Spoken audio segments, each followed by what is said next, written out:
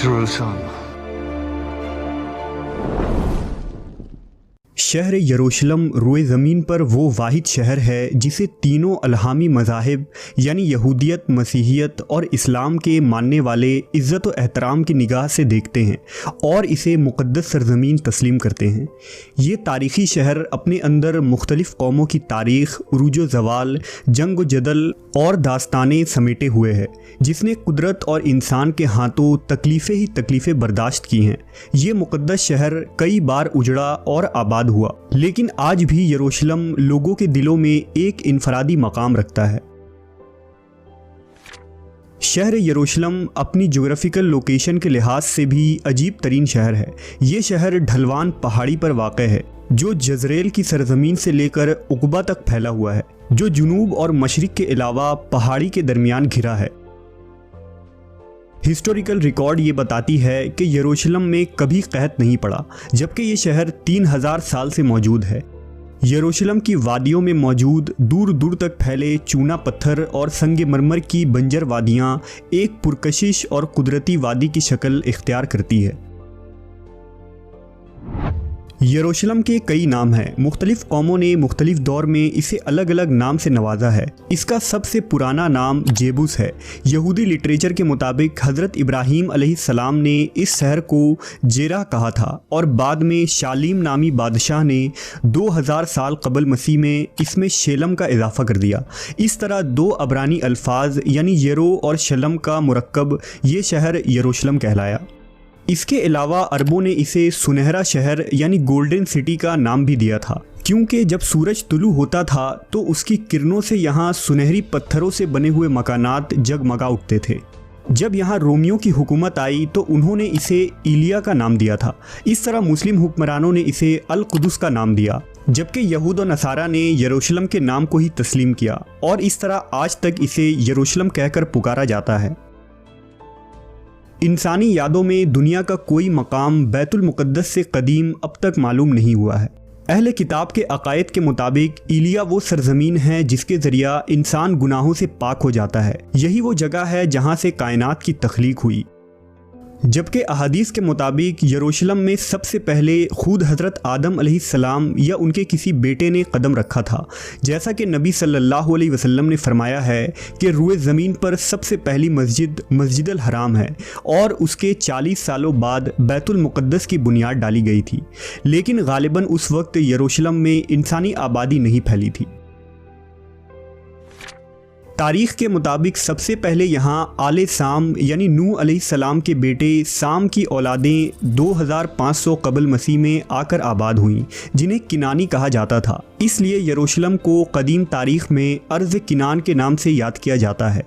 फिर 2000 कबल मसीह के ज़माने में हज़रत इब्राहीम अलैहिस्सलाम ने इराक़ से यरूशलेम हिजरत फरमाकर इस इलाके में पहुँचे और हबरून के मकाम पर सुकूनत इख्तियार की। किताब मुक़द्दस और इब्न कसीर की रिवायतों के मुताबिक उस वक्त यरूशलेम के बादशाह शेलम हज़रत इब्राहीम पर ईमान ले आया और इस तरह हबरून में हज़रत इब्राहीम की ताकत व कुदरत में इजाफ़ा हो गया। यहीं आपकी औलादें हुईं और आपने ज़िंदगी का बड़ा हिस्सा इसी मकाम पर गुजारा और हबरून में ही मदफून हुए। 40 सालों बाद हज़रत इब्राहीम अलैहिस्सलाम के पड़पोते यानी हज़रत याकूब अलैहिस्सलाम ने इसी जगह खुदावंद खुदा को ख्वाब में देखा था। लिहाजा उन्होंने इस मकाम पर बैत ईल की तामीर की, जो यहूदियों की पहली मुक़द्दस मकाम मानी जाती है। हज़रत याकूब अलैहिस्सलाम की औलादें, जिन्हें बनी इसराइल कहा जाता है, ये लोग किनान छोड़कर मिस्र की तरफ हिजरत कर गए और लंबे अरसे तक वहाँ फ़िरौनियों के ग़ुलाम बने रहे। उस ज़माने में कौम अमालका ने अर्ज़ फ़लस्तीन और यरूशलेम पर कब्ज़ा कर लिया और जब मूसा अलैहिस्सलाम बनी इसराइल को लेकर मिस्र से निकले तो इसी अर्ज़ मुक़द्दस का उनसे वादा किया गया जो बनी इसराइल को अता होने वाली थी। उस वक्त इसराइलियों की तादाद 7 लाख से भी ज़ायद थी। मूसा अलैहिस्सलाम की ज़िंदगी में बनी इसराइल फ़लस्तीन में दाखिल ना हो सके, लेकिन आपके बाद आपके जानशीन हज़रत यूशा बिन नून की रहनुमाई में बनी इसराइल ने कौम अमालका से जंग लड़ी और उन्हें फतह नसीब हुई। इस तरह दोबारा बनी इसराइल फ़लस्तीन के नवाही इलाकों में आकर आबाद हो गए।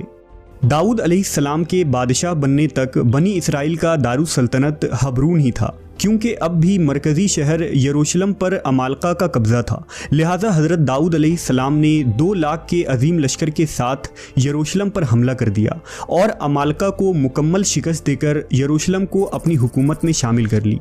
यहीं से यरूशलेम की अजीम सियासी तारीख़ का आगाज़ होता है। हज़रत दाऊद अलैहिस्सलाम के दौर हुकूमत में यरूशलेम के हमसाया शहरों ने भी बनी इसराइल से अमन का मुआहदा कर लिया। दाऊद अलैहिस्सलाम ने यरूशलेम के चारों तरफ ऊंची ऊंची फसीलें कायम की और बड़े बड़े चश्मे खुदवाए गए, पथरीले वादियों में बागात लगाए गए और यरूशलेम में इबादत के लिए एक हैकल की तामीर करवाई गई, जिसमें ताबूत सकीना को रख दिया गया। ये वो पाक तरीन जगह था जो यहूदियों के लिए सबसे मुक़द्दस माना गया है। इस हैकल को हज़रत दाऊद के बेटे सुलेमान अलैहिस्सलाम ने मुकम्मल की और उस जगह ऊंची और बेहतरीन इमारत की तामीर करवाई, जिसमें बड़े बड़े शाहराह, कमरे और बरामदे बनाए गए। इस हैकल सुलेमानी को मुकम्मल होने में पूरे 13 साल का अरसा लगा। अब यरूशलेम बनी इसराइल का दारुस सल्तनत करार पाया और शहर की शान शौकत में मज़ीद इजाफा हो गया। शहर में सैकड़ों नहरें खुदवाई गईं, सड़कें पुख्ता किए गए और इस तरह यरूशलेम अपने दौर का सबसे खूबसूरत तरीन और अजीम तजारती मरकज़ बन गया। माहरीन का दावा है कि उस ज़माने में यरूशलेम का राबता दुनिया के अजीम तरीन तहजीबों और शहरों से था, जिनमें वादी सिंध, मिस्र, फ़ारिस और मेसोपोटामिया शामिल है। वादी सिंध के शहर हड़प्पा और मोहनजोदाड़ो से अहले यरूशलेम सोने, चांदी, हाथी दांत, मोर, मसाले और कपास की तजारत किया करते थे।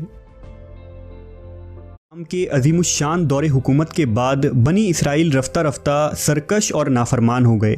उन्होंने तौरेत में रद्दो बदल कर दी, पैगंबरों को कत्ल किया, यहुआ की मूर्तियां बनाकर बुत परस्ती की इब्तदा की और सूद, जिना और हर तरह के जुर्म में मुलव्वस हो गए।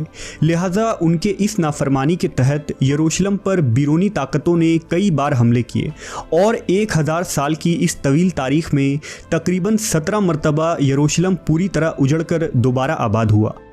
उन हमलों में शाह मिस्र सीसाक का हमला, अशूरी बादशाह सीखरब का हमला, 500 कबल मसीह में बाबिल के बादशाह बुख्त नसर का हमला, 300 कबल मसीह में सिकंदर आज़म का जनरल सेकोपस का हमला और सन 70 ईस्वी में रोमी जनरल टाइटस का हमला तबाहकुन हमले थे। उनमें बुख्त नसर और टाइटस के हमले से यरूशलेम और यहाँ आबाद लोगों को सबसे ज़्यादा नुकसान पहुँचा। उस हमले में हैकल मुकम्मल तौर पर तबाह हो गया, तौरेत के नुस्खे जला दिए गए, इसराइली औरतों को असीर बना लिया गया, शहर में कत्ले आम हुआ, यहूदियों के तमाम मालो असबाब लूट लिए गए और यरूशलेम के तमाम अजीम मोहल्लात और तामीरात पत्थर के ढेर में तब्दील हो गए।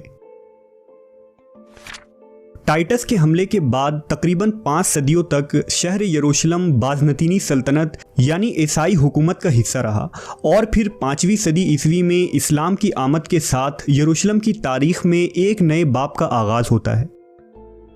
हज़रत मोहम्मद सल्लल्लाहु अलैहि वसल्लम नबूवत के 7वें साल सफ़र इसरा व मिराज पर तशरीफ़ ले गए।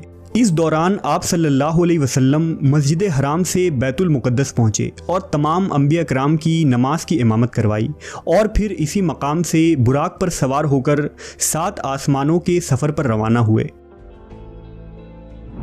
इस तरह काबा शरीफ और मस्जिद नबवी के साथ यरूशलेम के बैतुल मुक़द्दस को इस्लाम का अहम तरीन मकाम का दर्जा हासिल हुआ।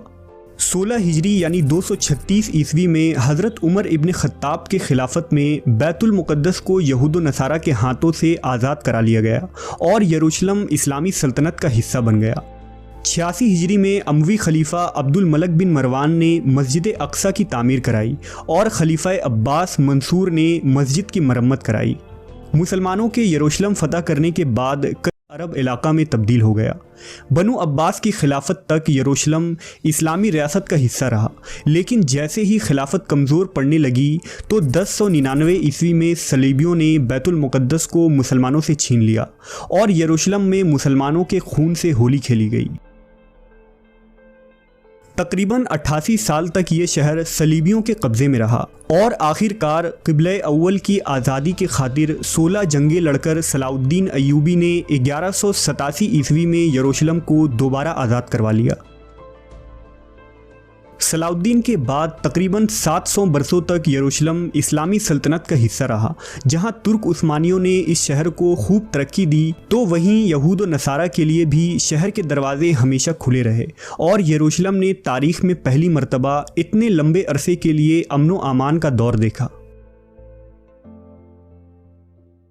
लेकिन फिर साल 1917 में खिलाफत उस्मानिया के खात्मे के बाद यरूशलेम दोबारा फितना फसाद का मरकज़ बन गया और 1948 ईस्वी को अमेरिका, बरतानिया और फ्रांस की साजिशों से अर्ज़ फ़लस्तीन के ख़ित्ता में सिहूनी सल्तनत कायम की गई और यहूदियों ने यहाँ इसराइल के क़याम का ऐलान कर दिया। लिहाजा अरब ममालिक इसराइल के ख़ात्मे के लिए मैदान जंग में कूद पड़े। लेकिन यूरोप और अमेरिका के सहारे से इसराइल ने अरब ममालिक को शिकस्त दे दी और फिर 1967 ईस्वी में 6 रोज़ा अरब इसराइल जंग के बाद यहूदी यरूशलेम और बैतुल मुक़द्दस पर भी काबिज़ हो गए। अरब इसराइल जंग में फ़तह के बाद यहूदियों ने यरूशलेम समेत फ़लस्तीन के मशरिकी इलाकों पर भी कब्ज़ा कर लिया, जिसे आलमी बरादरी आज भी एक गैर कानूनी कब्ज़ा करार देती है। सिर्फ यही नहीं बल्कि वक्त के साथ इसराइल फ़लस्तीन के मज़ीद मुस्लिम इलाकों पर कब्ज़ा करता चला गया, जो आज तक जारी है। इन कब्ज़ों के रद्द अमल में हर साल फ़लस्तीन में इसराइल की इंसानियत सोज़ जुल्म के मनाजिर देखने को मिलते हैं। इसमें कोई शक नहीं कि फ़लस्तीनी मुसलमान अब तकरीबन 1 सदी से तकलीफ़ और आजमाइश की चक्की में पिस रहे हैं और ये दुनिया की वाहिद कौम है जो खुद अपने ही इलाके और अपने ही वतन में मुहाजिरों की सी ज़िंदगी गुजारने पर मजबूर है। लेकिन ये भी सच है कि दुनिया भर के मुसलमानों के दिल अहले फ़लस्तीन के साथ धड़कते हैं और वो किसी भी सूरत इसराइल का गासिबाना कब्ज़ा तस्लीम करने के लिए तैयार नहीं है। फ़लस्तीन का गम उम्मत मुस्लिमा का मुश्तरका गम है और ये बात भी रोज़े रोशन की तरह आया है कि बैतुल मुक़द्दस का मसला फ़कत अहले फ़लस्तीन का मसला नहीं बल्कि पूरी उम्मत का मसला है। अहदीस के मुताबिक कुर्ब क़यामत में यरूशलेम जंगों का मरकज़ होगा और वहाँ इस्लाम का गलबा होगा। हज़रत ईसा अलैहिस्सलाम का नुज़ूल भी इन्हीं इलाकों दमिश्क के मशरिक़ में सफ़ेद मीनार के पास होगा और वो दज्जाल को बाब लुद के पास कत्ल करेंगे। बाब लुद फ़लस्तीन के इलाके में बैतुल मुक़द्दस के करीब है और इस तरह फितना याजूज माजूज की हलाकत और इंतहा भी बैतुल मुक़द्दस के करीब जबल अल खुम्र के पास होगी। और क़यामत के करीब वो वक्त भी आएगा जब एक मोमिन जमात के हाथों मुसलमान ईलिया यानी बैतुल मुक़द्दस में